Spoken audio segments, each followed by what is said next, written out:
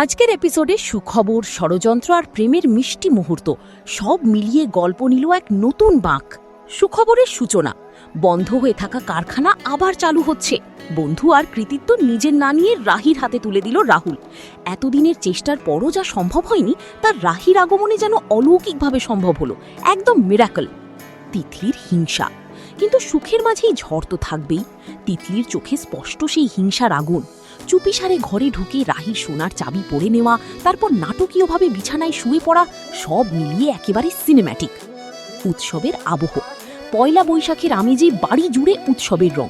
চিন্তা, ইনভেস্টরদের আপ্যায়নের দায়িত্বে রাহুল, দারুণ দায়িত্বশীল এক রূপ। কিন্তু তিতলির কাণ্ড দেখে তো মাথায় হাত।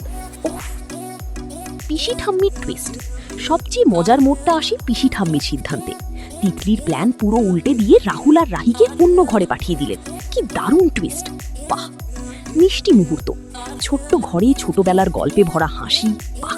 লক্ষণ রেখা টেনে পাশাপাশি শোয়া, এই দৃশ্যগুলোতেই যেন ধীরে ধীরে জন্ম নিচ্ছে এক অন্যরকম অনুভূতি। দূরত্ব বজায় রেখেও হৃদয় কাছে চলে আসছে। চোখে চোখে কথা বলছে না বলা ভালোবাসা। তাহলে বলো তো, রাহুল আর রাহি কি সত্যি প্রেমে পড়তে শুরু করেছে, নাকি এই শুধু সময়ের খেলা?